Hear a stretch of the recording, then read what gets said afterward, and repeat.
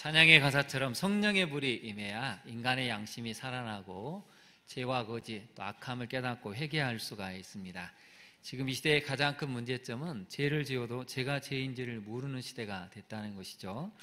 딥페이크에 대해서 여러 번 말씀을 드렸지만 딥페이크를 만든 아이들도 이게 장난처럼 생각이 되고 또 초상화 그린 것처럼 아무 문제가 없는 건데 왜 이렇게 난리법석을 하는지 정말 만든 아이들이 많은 그런 생각을 하고 있는 것이 지금 사회적인 충격입니다.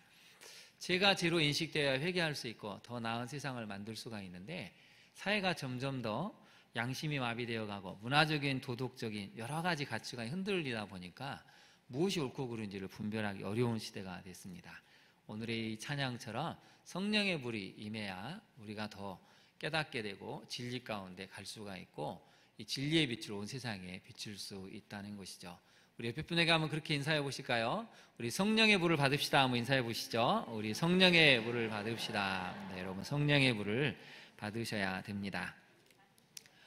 내일부터 이제 우리 40일 자녀 작정 기도를 합니다. 많은 분들이 이 작정 기도를 어떻게 하는지 궁금해하셔서 지난주에 이제 설명서를 나눠드렸습니다. 잘 보셨죠? 설명서를. 네, 아직도 어떻게 해야 되나 궁금해하신 분들이 있을 것 같아서 영상을 먼저 보여드리도록 하겠습니다. 1일차 영상을 보실 텐데요. 다 보여드리지는 않고 한 3분의 2 정도만 보여드립니다.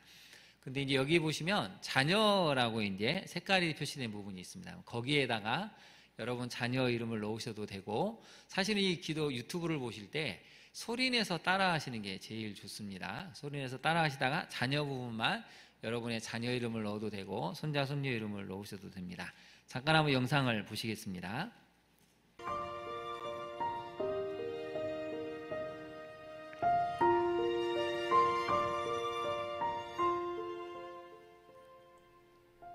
말씀으로 세상을 창조하신 하나님 아버지, 하나님의 계획과 섭리 안에서 우리 가정을 창조해 주셔서 감사합니다.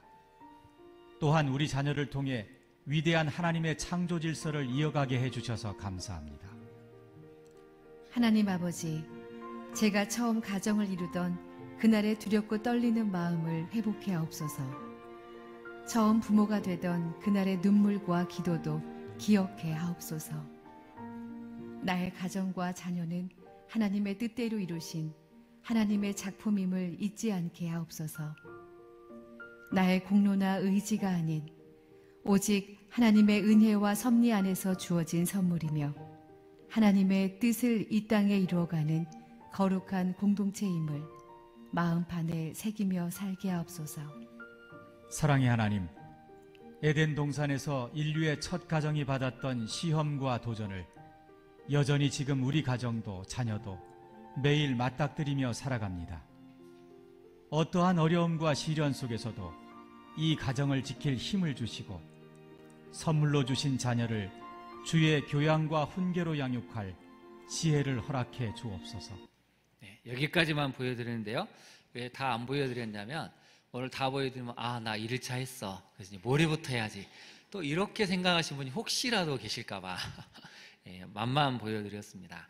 여러분 이걸 꼭 하셔야 되고요. 두 가지 방법이 있습니다. 그냥 유튜브를만 보고 하시든지 유튜브 볼 시간이 없으시면 책자로 하시든지 제일 좋은 건 유튜브도 한번 따라 하시고 책으로 한 번 더 하셔서 2번 하시는 게 훨씬 더 나을 것 같습니다. 대신 이제 어떻게 했는지를 알려드리냐면 이제 단톡방을 5개를 만들었습니다. 그래서 매일 올라온 영상을 보시고 하신 분들은 아멘을 하시면 되는데 10명에서 20명 된다 보니까 계속 카톡이 올리면 좀 힘드시겠죠. 그래서 이번 40일 정도는 유튜브를 진동으로 하시거나 무음으로 하시는 것도 이제 좀 방해가 안 될 수 있을 것 같습니다. 여러분 아무튼 이 자녀를 위한 40일 작정기도 최선을 다해서 한번 해보셔야 됩니다. 우리 인생에 한번 40일 작정기도는 해봤다 이런 이야기는 좀 들어봐야 되지 않겠습니까? 자, 우리 삐사라와 한번 다시 한번 각오를 다져볼까요? 우리 40일 해냅시다. 한번 인사해 보시죠. 시작. 우리 40일 해냅시다. 2분 30초에서 3분입니다. 3분. 그걸 못한다면 우리가 말이 안 되죠. 꼭 하시기를 바라시고 아직 늦지 않았습니다. 여러분 사무실에 가셔서 신청하시고 책을 받아가시면 내일부터 동참하실 수가 있습니다. 오늘 설교 제목을 한번 볼까요? 오늘 설교 제목은 22년 만에 완성된 영화라는 제목을 가지고 말씀을 나누려고 합니다. 지난주에 참 우리 마음을 좀 흐뭇하게 했던 기사가 하나 나왔습니다. 화면 한번 보실까요? 인스타 청소년 계정 비공개로 바뀐다고 신문기사가 나왔습니다. 그래서 SNS 중독 비판, 조장 비판에 보호 조치가 이제 실행이 되었고요. 미국, 영국 등 적용을 해서 한국은 내년부터 시행이 된다고 합니다. 60분 이상 접속할 때는 종료 알람이 뜬다는 것이죠. 그래서 이 인스타그램을 만들었던 모회사 메타가 17일 청소년 이용자에게 자동으로 보호 기능을 적용하는 10대 계정 설정을 도입한다고 했습니다. 그래서 이날부터 미국, 영국, 캐나다, 호주 등에서는 인스타그램에 가입하는 18세 미만 이용자는 모두 다 10대 계정으로 전환이 됐습니다. 이미 계정이 있는 청소년은 앞으로 60일 안에 10대 계정으로 바뀌게 되고요. 내년 1월부터는 한국도 이게 적용이 되고 모든 나라에서 이걸 적용을 하려고 한다고 합니다. 그래서 인스타그램의 10대 계정은 기본적으로 비공개고 팔로워가 아닌 사람은 콘텐츠를 보거나 상호작용을 할 수가 없습니다. 민감한 콘텐츠를 추천할 수도 없습니다. 60분 이상 접속하면 앱이 종료하라는 알림이 울리게 되고 오후 10시부터 다음날 오전 7시까지는 알람이 꺼집니다. 그리고 다이렉트 메시지에 자동응답을 보내는 수면 모드가 활성화된다고 합니다. 특히 16세 미만 이용자는 부모의 허락이 있어야 설정을 끌 수 있다고 합니다. 여러분 굉장히 고무적인 일이죠. 드디어 모든 나라가 인스타그램이 얼마나 지금 우리 아이들에게 중독을 조장하고 우울감, 자살충동, 무력감을 심어주는지 드디어 알게 됐다는 것이죠. 인스타그램을 통해서 온갖 음란성, 선정성, 폭력성을 접해서 중독이 점점 늘어나고 있는 것을 보고 드디어 이제 청소년을 보호해야겠다는 이 조치가 취해진 것이죠.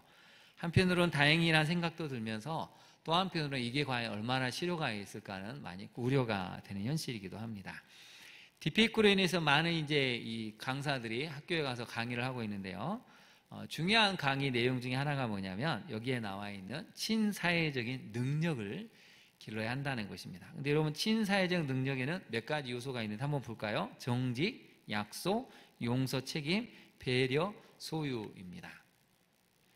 이게 어릴 때부터 길러지지 않으면 친사회적 능력이 아니라 어떤 능력이 길러지겠습니까?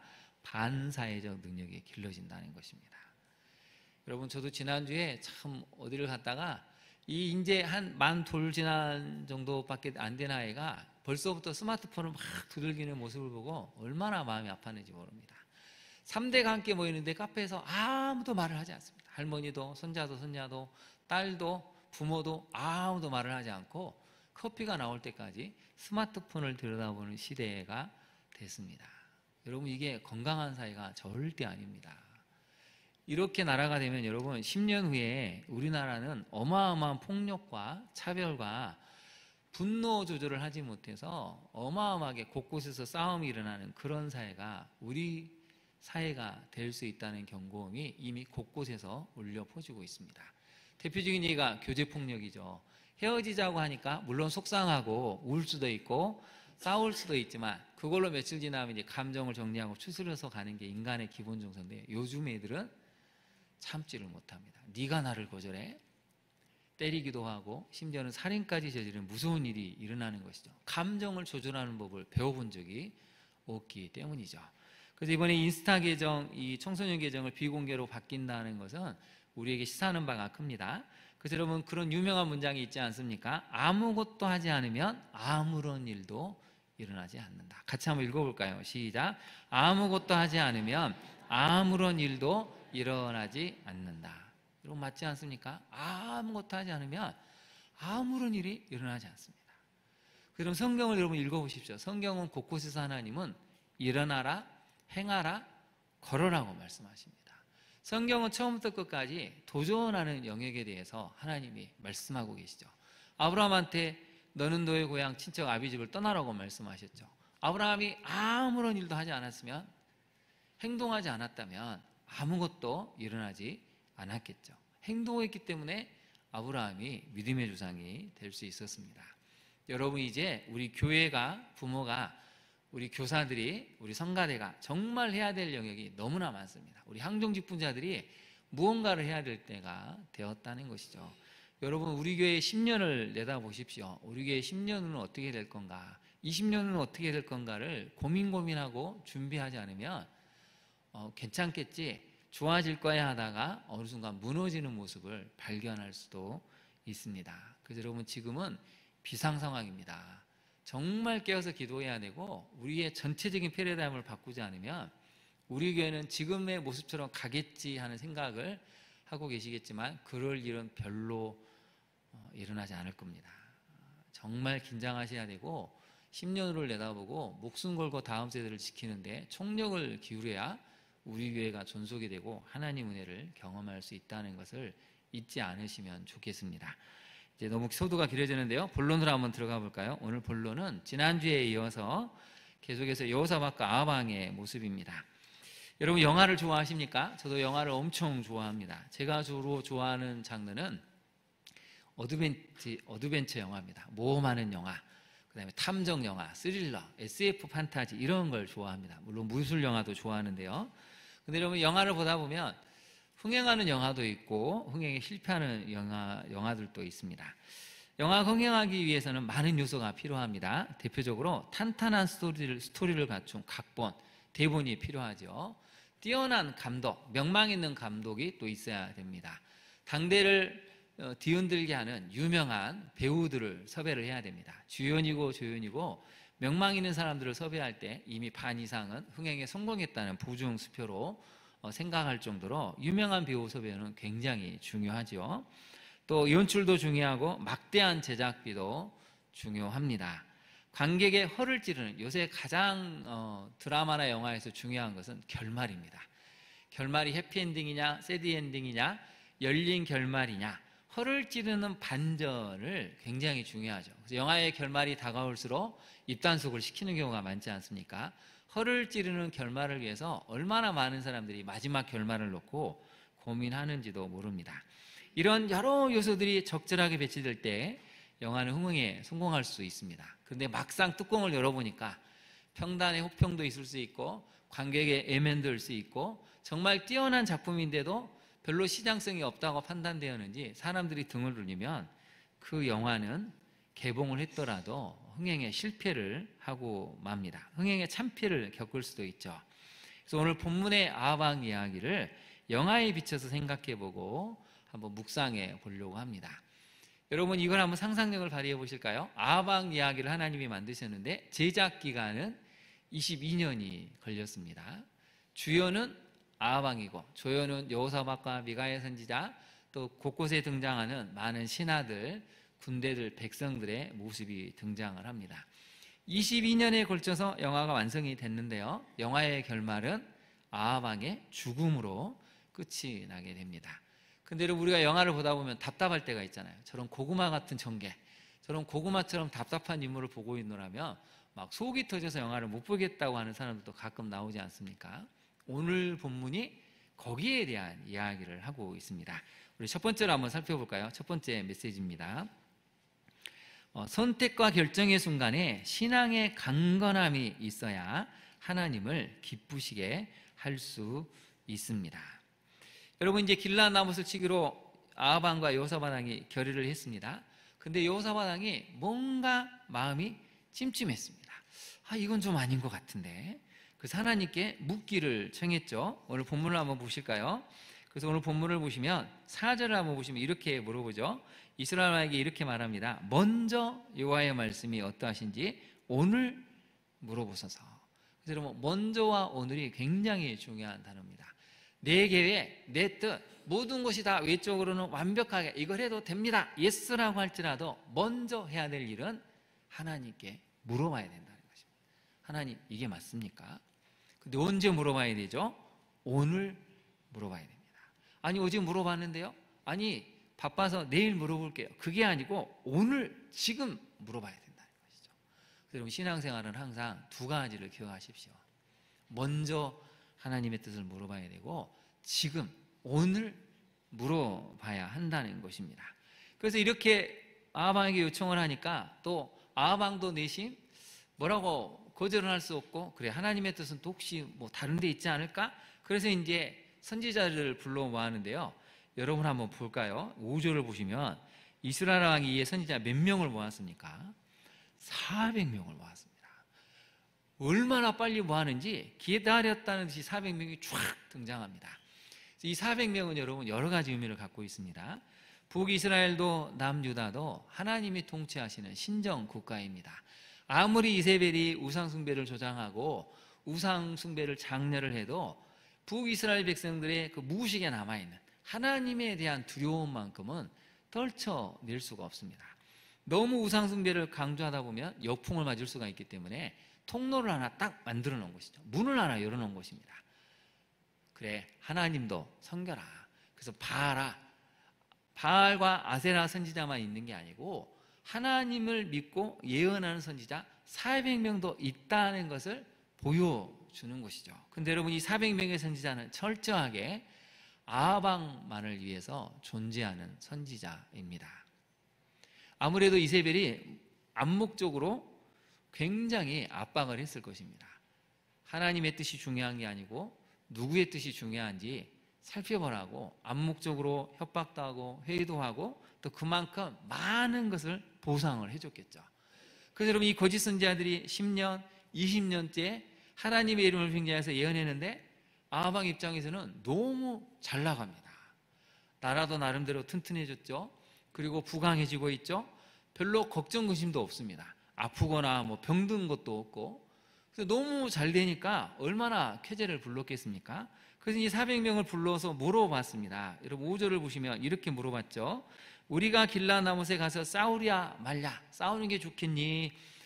가지 않는 게 좋겠냐? 물어봤더니 그들이 뭐라고 얘기하죠? 올라가셔서 하나님이 그 성읍을 왕의 손에 붙이리이다. 400명이 일제히 올라가면 승리를 할 것입니다 라고 얘기를 했는데 여호사밧이 또 딴지를 겁니다. 6절 한번 보실까요?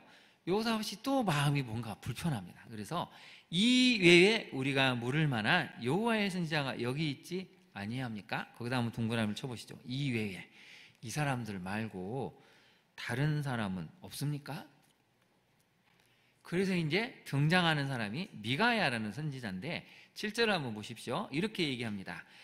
아직도 이물라의 아들 미가야 한 사람이 있습니다. 아직도가 중요하죠. 아직도. 이 사람들 말고 사실은 아직도 한 사람이 있는데 여호와께 물어볼 수는 있는데 여러분, 이제 이게 우리의 속마음이죠. 아하방의 속마음을 한번 볼까요? 그는 내게 대하여 좋은 말로는 예언하지 아니하고, 거기다 동그라미를 쳐보시죠. 항상 무슨 일로만 예언한다고요? 나쁜 일로만 예언하기로 내가 그를 미워합니다. 자기 속마음을 얘기한 것이죠. 이 사람은 내가 안 불렀다.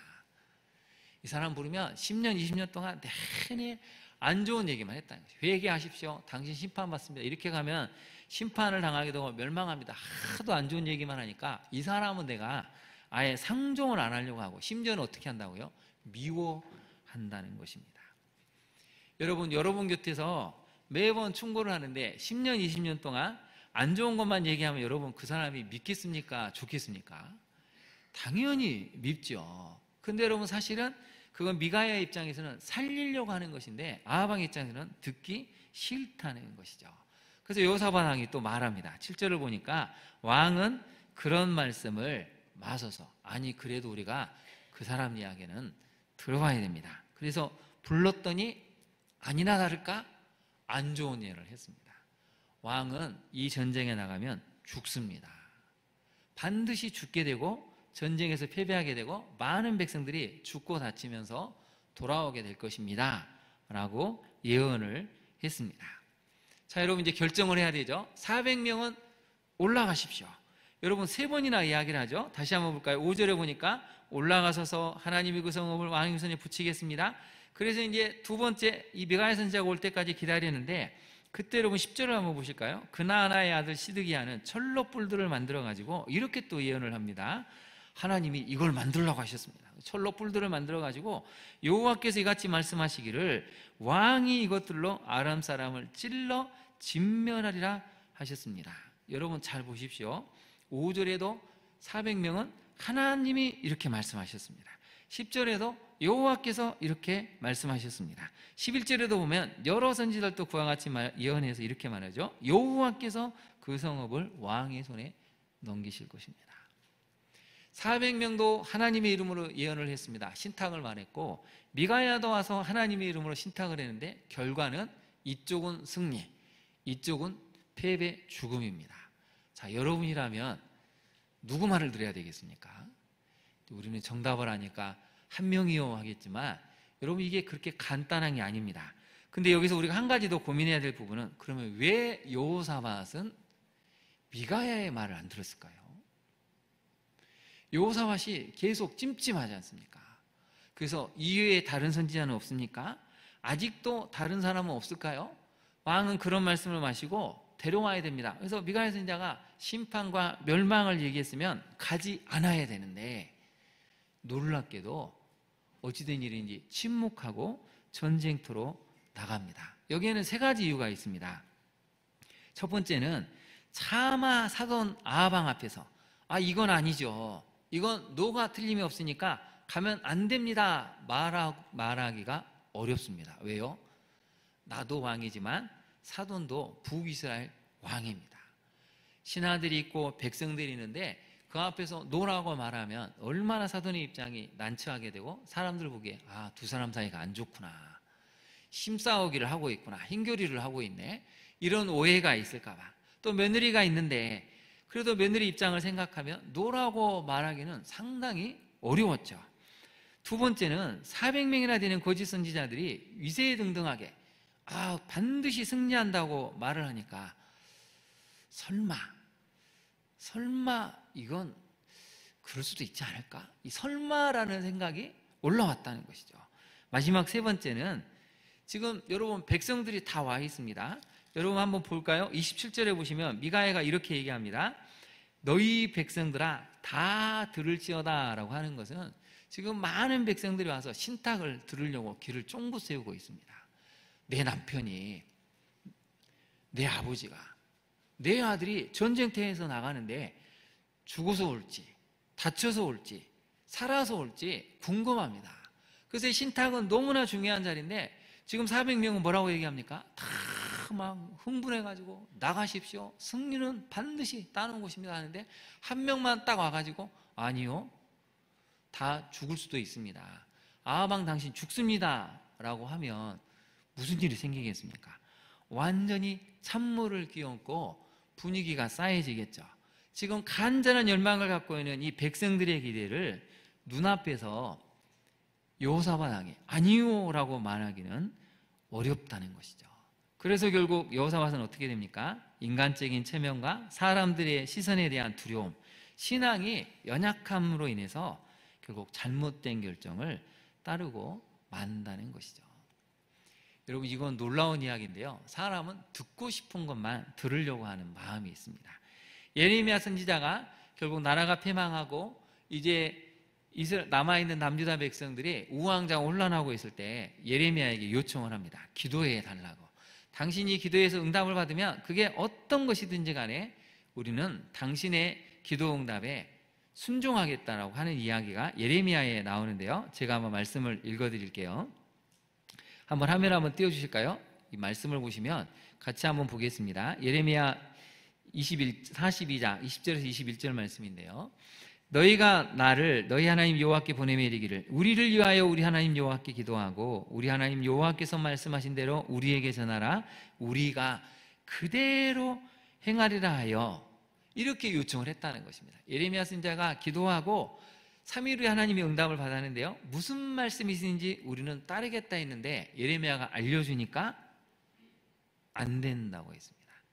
당신은 그거 잘못 받은 거다. 그래서 예레미야가 이렇게 얘기하죠. 너희 마음을 속였느니라. 너희 하나님 여호와께서 나를 보내사 너희에게 명하신 말씀을 내가 오늘 너희에게 전하였어도 너희가 너희 하나님 여호와의 목소리를 도무지 순종하지 아니하였다는 것이죠. 듣고 싶은 얘기가 있는데 예레미야가 그 반대되는 이야기를 하니까 아니라고, 당신 잘못 들었다고, 우리는 애굽으로 망명해야겠다고 이야기하는 내용이 예레미야 42장에 나옵니다. 여러분 우리 성도들이 가장 실수하는 내용이 이것이죠. 우리가 듣고 싶은 답이 있습니다. 작전 기도를 하고 금식을 해도 내가 듣고 싶은 답이 있기 때문에 하나님이 노라고 말씀하실 경우에는 이걸 받아들이기가 어렵다는 것이죠. 그래서 여러분 사도 바울의 이야기에 우리가 귀를 기울여야 됩니다. 사도 바울의 이야기를 한번 볼까요? 갈라디아서 1장 10절 말씀인데요. 같이 한번 봉독하겠습니다.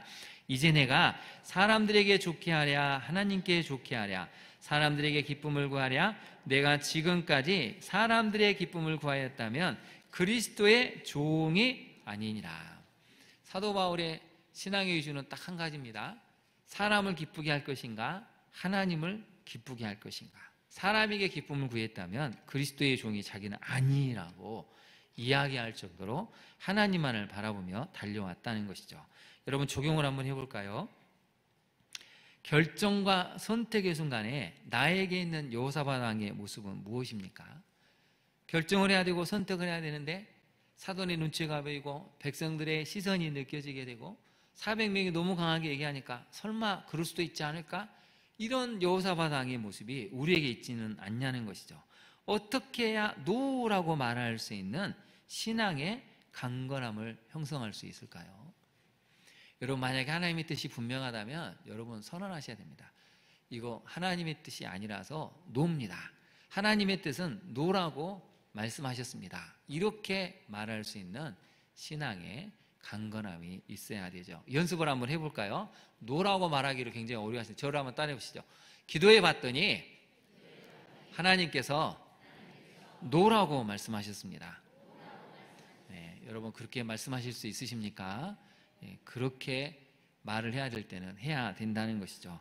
두 번째 메시지를 살펴볼까요? 여러분 주보 가운데를 보시면 오늘부터 제가 메시지를 넣어놨습니다. 메모하시기가 힘드실까봐 다음 주에 아예 질문도 같이 넣으려고 하는데요. 두 번째 메시지입니다. 마지막 순간까지도 해위와 협박, 목숨의 위협에도 불구하고 하나님의 뜻에 순종한 한 사람 때문에 구속사의 역사는 기록되고 기억됩니다. 미가야 선지자는 전쟁을 앞두고 하나님의 말씀, 신탁을 전하기 위해서 부름을 받았습니다. 여러분 전쟁을 앞두고 지금 모든 분위기는 승리를 확신하는 엄청난 열기로 사기충천한 상황입니다. 그렇기 때문에 그를 데리러 왔던 신하도 아합을 위해 좋은 말 해주기를 부탁할 정도였죠. 이럴 때 찬물을 끼얹는다면 왕과 군대의 살기 어린 시선, 승리를 간절히 영원하는 백성들의 무서운 시선을 여러분 어떻게 견뎌내겠습니까? 지금 시대도 사람들의 시선으로 인해서 죽기도 하고 살기도 하는데 그 상황에서 반대를 해야 된다? 이것은 목숨을 각오해야 될 일이었죠. 여러분 한번 성경을 잠깐 보실까요? 12절을 보시면 미가엘을 부르러 간 선지자가 이렇게 말을 했습니다. 선지자들의 말이 하나같이 왕에게 뭐라고 말했다고요? 좋게 말하니 청하건대 당신의 말도 그들 중 한 사람처럼 어떻게 말해달라고요? 좋게 말해달라는 것입니다. 사도 바울이 이야기했죠. 사람을 좋게 할 것인가? 하나님을 기쁘게 할 것인가? 근데 당신은 사람들을 좋게 하라는 것이죠. 왕에게 좋은 말을 해라. 그래야 당신도 살고 분위기 좋게 전쟁터로 나갈 수 있지 않겠느냐? 그랬더니 미가야 선지자가 성경의 원칙, 기준을 알려주죠. 우리 13절 말씀을 같이 한번 읽어보겠습니다. 시작. 미가야가 이르되 여호와께서 살아계심을 두고 맹세하노니 내 하나님께서 말씀하시는 것 곧 그것을 내가 말하리라. 여러분 이것은 외우셔야 됩니다. 내 하나님께서 말씀하시는 것 곧 그것을 내가 말할 것입니다. 미가야는 확고했습니다. 아무리 내가 목숨을 잃을지라도 하나님이 말씀하시는 것을 말을 해야지 그걸 사람들을 좋게 하려고 아합왕의 그 죽음의 위협 앞에서 내가 좋게 하려고 이것은 있을 수 없다는 것이죠. 그래서 미가야 선지자는 정확하게 하늘의 예언을 선언을 했습니다. 그래서 그럼 우리가 영의 역사를 좀 봐야 되는데요. 시간이 없지만 짧게 한번 살펴볼까요? 환상 중에 자기가 봤던 것을 이야기를 해주죠. 18절부터 한번 볼까요? 내가 보니 여호와께서 그 집의 보좌에 앉으셨고 하늘의 만군이 그의 좌우편에 모시고 섰는데 하나님이 말씀하셨습니다. 누가 이스라엘의 왕 아합을 깨워 그에게 길앗 나못에 올라가서 죽게 할까? 이제 영화의 마지막이 제작이 됐다는 거죠. 22년 만에 영화가 완성이 됐는데 누가 어떤 영이 길앗 나못으로 아합 왕을 깨워서 죽게 하겠느냐? 그랬더니 여러 영들이 이렇게 하겠습니다. 저렇게 하겠습니다. 했더니 한 영이 나오죠. 제가 그를 깨겠습니다. 어떻게 하겠느냐? 21절 한번 볼까요? 내가 나가서 거짓말하는 영이 되어 그의 모든 선지자들의 입에 있겠나이다. 여호와께서 이르시되 너는 깨겠고 또 이루리라. 나가서 그리하라. 그래서 22절을 볼까요? 이제 보소서 여호와께서 거짓말하는 영을 왕의 이 모든 선지자들 입에 넣으셨고 또 여호와께서 왕에 대하여 재앙을 말씀하셨습니다. 거기다 네모를 쳐보실까요? 거짓말하는 영. 여러분, 처음에 우리가 거짓말을 합니다. 이게 영의 역사는 아닌데 거짓말이 어느 순간 심각해지면 영이 탁 붙으면 이게 아주 혼란스러워집니다. 여러분, 한 영이 나왔는데 몇 명을 사로잡아 버립니까? 400명을 사로잡아 버립니다. 그 순간에 한 영이 나오니까 400명 정도는 아주 우습게 거짓을 말하도록, 이게 진짜인지 믿고 확신을 가지고 거품을 물면서 몸을 두들기면서 이건 진짜라고 말하는 거짓을 불러 넣어버리니까 400명이 거짓을 말하게 됐다는 것이죠. 여러분, 영의 역사는 무섭습니다. 성경에도 여러 가지가 나오지만 거짓말하는 영이 있고 배신하게 하는 영도 있고 음란의 영도 있습니다. 이거 나중에 살펴볼 텐데요. 가룟 유다를 한번 볼까요? 먼저 에베소서 말씀을 한번 보겠습니다. 그래서 왜 에베소서 말씀이 중요하냐면 같이 한번 읽어보겠습니다. 우리의 씨름은 혈과 육을 상대하는 것이 아니요 통치자들과 권세들과 이 어둠의 세상 주관자들과 하늘에 있는 악의 영들을 상대함이라. 그러므로 하나님의 전신갑주를 취하라. 이는 악한 날에 너희가 능히 대적하고 모든 일을 행한 후에 서기 위함이라. 우리의 씨름은 옆에 있는 송도가 아니라는 것입니다. 하늘에 있는 악한 영들, 그 영들의 싸움이라는 것이죠. 여러분, 오늘 본문을 보십시오. 거짓말하는 영이 들어와 버리니까 400명이 순식간에 거기에 현혹이 되고 미혹되고 진짜이냐, 진짜 하나님의 말씀이라고 외치고 있지 않습니까? 여러분, 요한복음 13장 2절을 한번 보시죠. 우리가 여러 번 다뤘지만 한 번 더 살펴볼 필요가 있습니다. 마귀가 벌써 시몬의 아들 가룟 유다의 마음에 예수를 팔려는 생각을 어떻게 했다고요? 넣었더라. 저녁을 볼 때 악마가 이미 시몬 가룟 유다의 아들 유다의 마음속에 예수를 팔아 넘길 생각을 불어 넣었다는 것이죠. 악한 영의 역사는 여러분 거짓말로도 되고 팔아 넘기는 배신의 영으로도 나올 수 있다는 것입니다.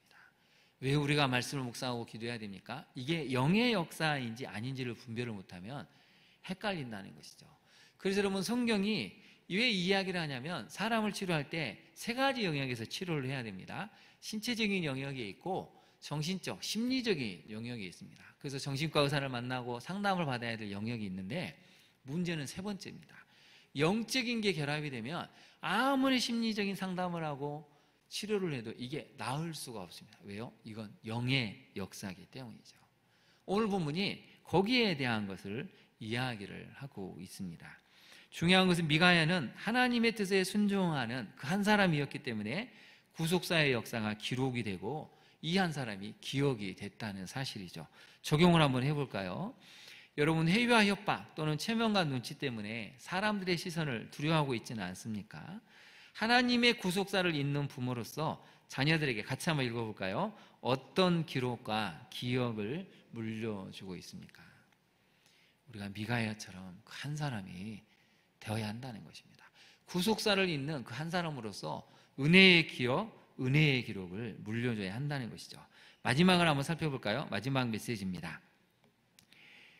오랜 세월 방치해온 말씀 묵상과 기도의 자리는 마지막 순간에 그릇된 판단과 결정을 불러일으키고 우리를 파멸의 자리로 이끌어갈 수 있음을 기억해야 된다는 것이죠. 아합은 결국 죽음을 부르는, 죽음이 기다리고 있는 전쟁터로 나아갑니다. 죽지 않기 위해 여러 가지 수를 준비를 했지만 죽음을 피할 수는 없었죠. 헛된 자신감 때문에, 거짓 선지자들의 신착 때문에, 든든한 지원군인 여호사밧과 막강한 남유다의 군대들 때문에 객관적으로 보면 도저히 질 수 없는 전쟁입니다. 여러분, 이게 지는 게 불가능한 전쟁입니다. 왜요? 남유다 군대만 수십만 명이고 북이스라엘 막강한 군대도 있는데 두 개의 연합군이 이 길르앗 나무 하나를 차지를 못하겠습니까? 누가 봐도 이건 지는 게 이상할 정도의 전쟁이었는데 문제는 이것이 함정이었다는 것이죠. 그래서 여러분, 이 영화를 한번 들여다보시면 결국 죽으려고 하니까 어쩔 수 없이 죽음의 자리로 스스로 걸어가는 답답한 모습을 아합이 보여주고 있다는 것이죠. 여러분 26절을 한번 볼까요? 아합의 마지막 말을 한번 살펴보겠습니다. 뭐라고 얘기합니까? 왕이 이같이 말하기, 이놈이라고 하죠. 이놈. 미가야를 선지자라고 부르지 않습니다. 이놈을 옥에 가두고 내가 평안히 돌아올 때까지 고난의 떡과 고난의 물을 먹게 하라. 이것이 마지막 유언이 된 거죠. 본인은 생각했습니다. 나는 평안히 돌아올 것이다. 근데 하나님은 미가야 선지자를 통해서 너는 죽을 거라고 말씀하셨습니다. 왜 이렇게 말씀하십니까? 기회를 한 번 더 주는 것이죠. 영화에 반전이 있었다는 것입니다. 분명히 죽은 결말로 끝나야 되는데 아합 왕이 그 마지막 순간에 미가야 선지자의 말을 듣고 그래, 내가 잘못했구나. 돌아서면 반전의 결말을 쓸 수 있는데 끝까지 듣지 못하고 결국 죽음의 자리를 향해서 본인 스스로 뚜벅뚜벅 걸어갑니다. 왜 그렇습니까? 오랜 세월 교만같으며 집착과 우상숭배의 자리에 있다 보니까 정작 살리고 싶어하는 하나님의 음성보다는 죽음을 재촉하는 거짓의 속삭임에 귀를 기울였다는 것이죠. 여러분, 이렇게 된 이유는 딱 한 가지입니다. 오랜 세월 말씀 묵상과 기도의 자리를 방치하다 보니까 결정적인 순간에 하나님의 뜻이 들어오지 않습니다. 여러분, 우리 마음이 말랑말랑해져야 됩니다. 하나님 말씀이 들어왔을 때 말랑말랑해서 아멘하고 받아야 되는데 오랜 세월 말씀을 묵상하고 기도하지 않잖아요. 절대 하나님 뜻에 예라고 말하기가 어렵습니다. 오히려 아합처럼 고집을 부리다가 패망의 길을 걸어가기 쉽다는 것이죠. 여러분은 어떻습니까? 여러분은 말랑말랑한 마음을 갖고 있습니까? 네, 이럴 때 아멘이라고 하셔야 되는데, 여러분 하나님의 음성을 들을 수 있는 말랑말랑한 마음을 갖고 있습니까? 네, 그런 말랑말랑한 마음이 필요합니다. 적용을 한번 해볼까요? 적용을 해보면 최근 잘못된 판단과 결정으로 낭패를 보고 있지는 않습니까? 그 이유가 오랜 세월 방치해온 신앙의 자리, 말씀 묵상과 기도의 자리를 외면했기 때문만은 아닙니까? 여러분, 요셉도 그 꿈이 이루어졌을 때 딱 22년이 먼저 걸렸습니다. 형들이 찾아와서 곡식을 구하려고 요셉 앞에 무릎을 꿇고 절을 할 때가 딱 요셉이 종으로 팔려가고 나서 딱 22년째 그 일이 이루어졌습니다. 요셉처럼 결말을 쓸 것인가, 아합처럼 22년에 죽음의 결말을 쓸 것인가는 어느 편에 서느냐에 달려 있다는 것이죠. 오늘 예배드리는 우리 모두만이라도 정말 말씀 묵상과 기도의 자리를 방치하는 것이 아니라 늘 지키고 보존해서 하나님의 살리시고자 하는 음성, 구원의 음성을 들어서 요셉처럼 위대한 영화의 결말을 쓸 수 있는 우리 모두가 될 수 있기를 진심으로 축원합니다. 우리 한번 기도하며 나아가겠습니다. 오늘의 말씀을 기억하고, 하나님, 우리에게 신앙의 강건함이 있어서 노라고 말할 때는 노라게 하게 하옵소서. 마지막까지 하나님 뜻에 순종하는 이 미가야처럼 우리도 구속사의 역사를 기록하고 기억할 수 있는 사람이 되게 해달라고, 정말 우리가 말씀 묵상과 기도의 자리를 방치하지 않고 끝까지 지키는 믿음의 사람 되게 해달라고 이 시간 간절한 마음으로 기도하며 나아가겠습니다. 주여, 이 시간 간절히 간구합니다. 주님, 그렇습니다.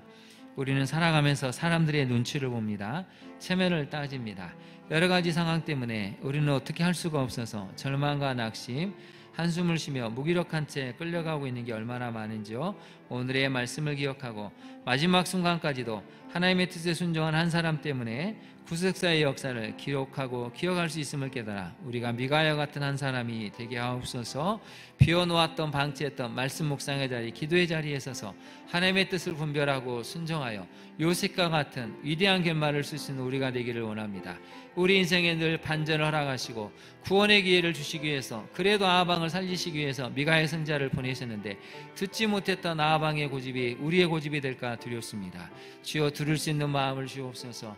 말씀을 묵상하고 기도함으로 다시 한번 살아날 수 있는 은혜를 입는 우리 모두가 되게 하옵소서. 우리를 평안함으로 풍성한 삶으로 이끄실 우리 주님을 찬양하며 예수님 이름으로 기도합니다. 아멘.